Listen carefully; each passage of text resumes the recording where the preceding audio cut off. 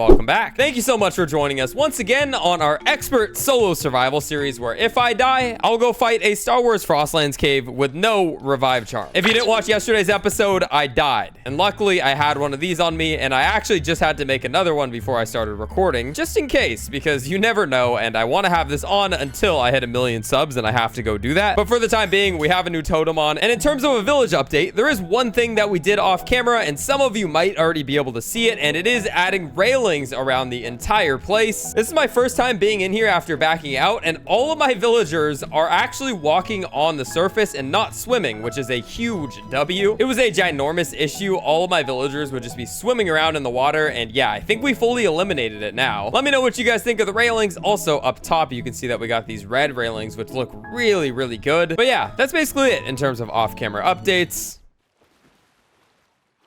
How did he just... How did that happen? I think I got it on video, but I don't know. How in the world is a villager in the water already? But guys, in today's episode of the survival series, we have a goal. And honestly, I'm surprised I haven't done this earlier. If I go over to my crafting bench and I look around, there's one item that's still not unlocked. If I'm being honest with you, I think it's in this tab, but I don't know for certain. What I'm looking for is the Illuminator. For those of you who are somehow unaware, the Illuminator is one of the best items in the game, in my opinion. I mean, it's not as good as something like a triple damage sword, but it is very useful and sneaky. A lot of people still don't know about this. So if you're one of those people, I'm about to educate you because we are going to go ahead and get the Illuminator recipe unlocked, and then we're going to apply it to our character, and you guys will see how good it is because I am sick of using torches and I'm sick of recording at night when it's so dark, and the Illuminator helps with all of that. And the sun is setting behind us here, which is perfect because we need to be at this desert oasis, aka the desert lake, so we can find ourselves some thermal fish. That's how you unlock the recipe for the Illuminator, and I can finally put the torch away because, like I said, I'm kind of sick of it. I'm excited to get an Illuminator just for the grind aspect of the game because in my last world I was using it all the dang time. And to be honest with you, it should be pretty easy to get these thermal fish. All I gotta do is wait until it's nighttime, and then I can go ahead and throw some of these bait buckets in and fish them out. Okay, and it is dark, so it's time to go fishing. Oh, what is this? I think it's a spicy fish. Yep, it's a spicy fish. Not what we're looking for.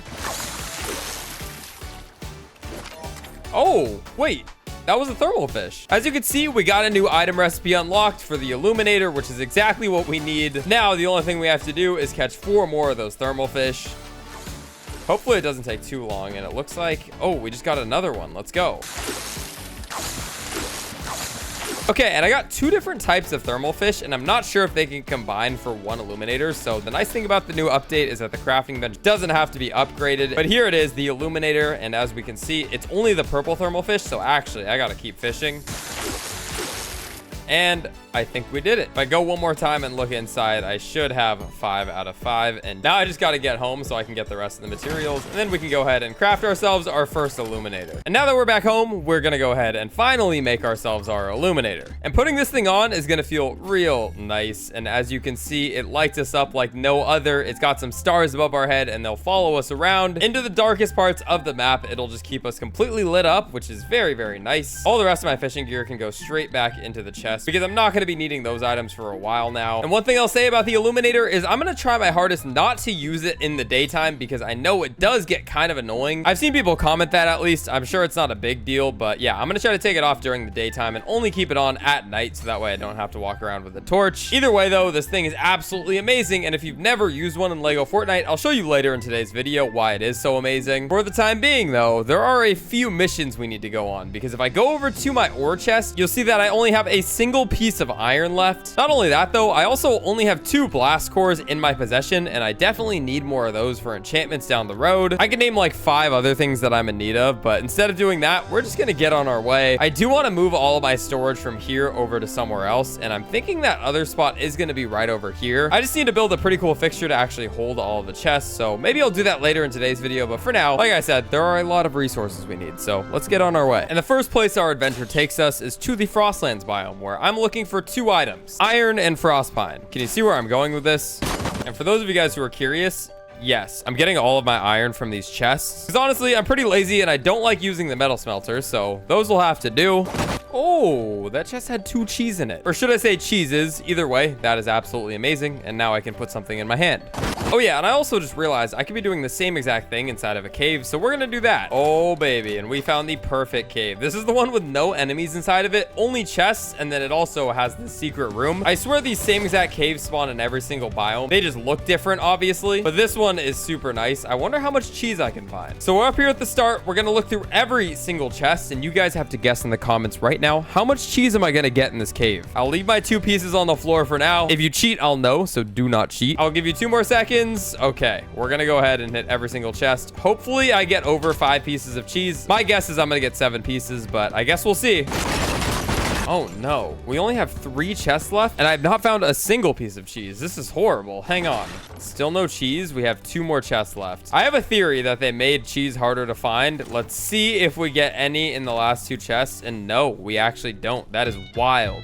I feel like I'm right about that, but I'm not sure why they would nerf the amount of cheese you can find. But either way, we'll take our 2 measly pieces that we have and go on. I think I've shown you enough of the grind from this biome though. So yeah, I'm going to continue to just get a bunch of mob loot. I kind of want a lot of frost shells. I need some more Arctic claws as well and a lot of other goodies. But yeah, I'll see you guys when we're out of here. And this is everything that we got from our Frostlands adventure. Just to refresh on everything important. And we also got a lot more cheese, as you can see. This will be very good to add to the collection because if you don't know, I'm currently in the process of trying to fill up an entire chest full of cheese. To be honest with you, it's not going very well. That's all I have. But don't worry, because we still got a lot of time. So it's just the start. Anyway, I gotta go put all this stuff away, and then I gotta go over to the Dry Valley biome. But before I do that, I need to find Beef Boss's bed. It's right here. We're gonna break that, and instead, we're gonna assign a different villager to this bed. And I think we gotta give the bed to Fishstick instead. Reason being, Beef Boss is our cook, so we're gonna put his bed inside of the restaurant so he can just rise and grind.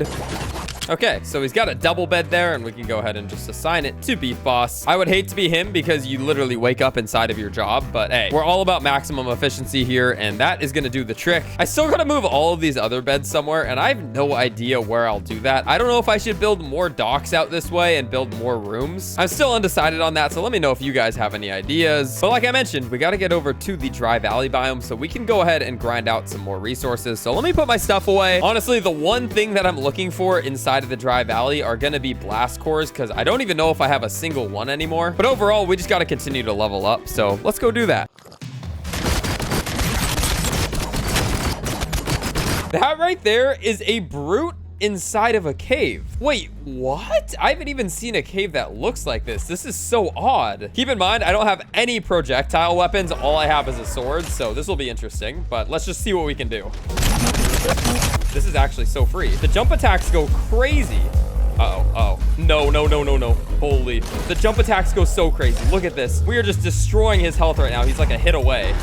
Uh-oh. And now I'm 1 hit. No. Okay, 1 more snowberry shake, and we should be good. He is shooting so many of those poisonous balls. We just need 1 more hit on him, though. Come on. Oh my goodness, he was about to slam the ground and I might have died, but just like that, we got a sand brute scale with nothing but a sword. That was a little stressful, but also look at this cave. I've never seen a cave like this. Sorry to interrupt our grind time lapse, but yeah, that's the first brute I've ever seen in a cave. And also this is the first cave I've ever seen that looks like this. It's just so wide open with no lava and no other enemies. And yeah, there's just a bunch of ores. There's even ruby down here and then a ton of chests. And we're getting out of this cave for now, but what I will say is I'm gonna take notes of the coordinates of this one because I might come do a build here one day.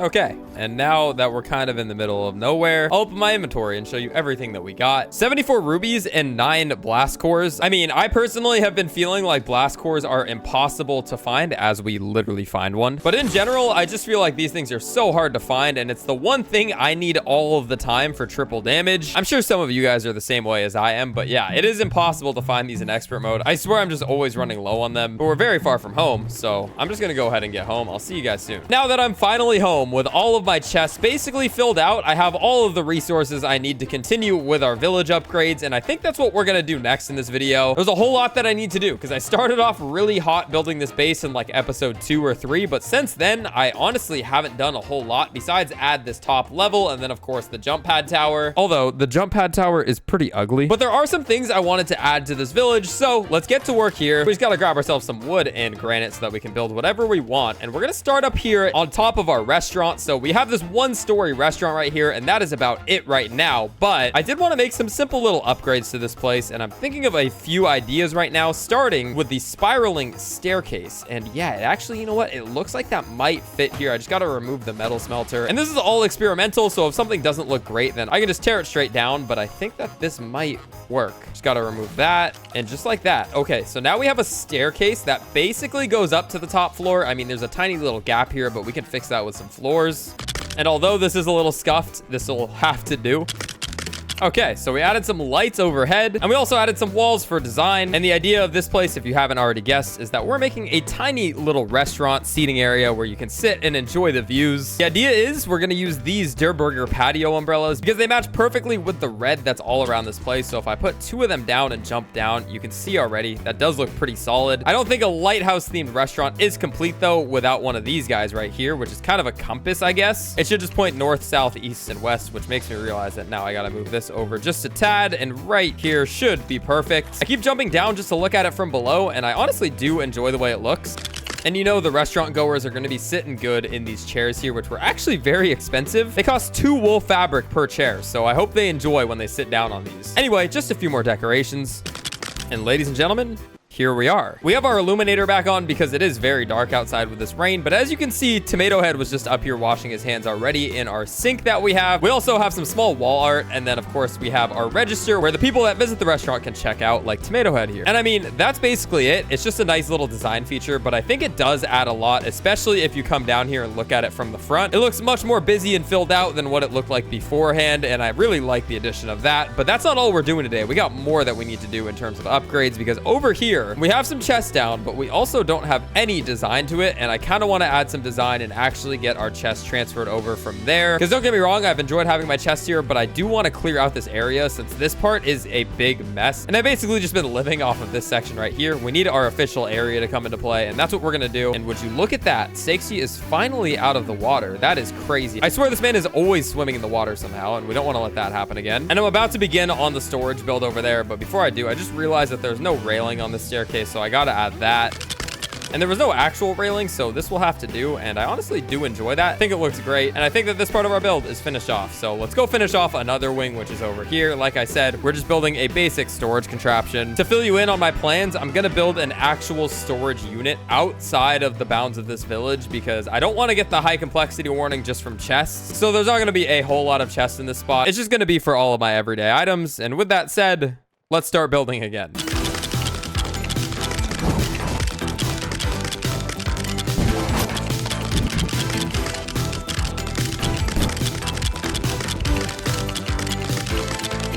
Okay, and I am currently putting the last items into our storage. And as you saw in the time lapse, this is what we got. Like I said, I wanted to keep it very, very simple, and I think I did just that. We have 3, 6, 9, and 12 chests, plus 2 extra ones on the side for all of my overflow items. And I just finished putting the last of the items into my storage. So if I go through here, you can see I have all my purple items, I have my blue items, more blue items, and then of course, green and gray over on this side. Over here on the opposite side, we have all of our building resources. So we have our woods, our stones, and then even more woods up here and down here. I still haven't fully finished all of my organization, and if we come back over here and look through my chest, you'll see that most of these things are already put away. You know, we still have some items like fabrics that I haven't organized, but we'll do that off camera. And since I've already done all of the railings and all of the lighting and all of that fun stuff, there still is one more thing that I need to do, and in order to do it, I need to grab some marble slabs. When I built this code Kaz sign, I only left room for 2 trophies. So we have the Frostlands trophy and the Dry Valley trophy. Also, of course, we have the code Kaz sign, but the one trophy we don't have is the Grasslands one, and that doesn't make a lot of sense since this is a Grasslands village. So what we're going to go ahead and do is head over to our sculpture blueprints, and we can find our Grasslands trophy. And what we're going to go ahead and do is slot it right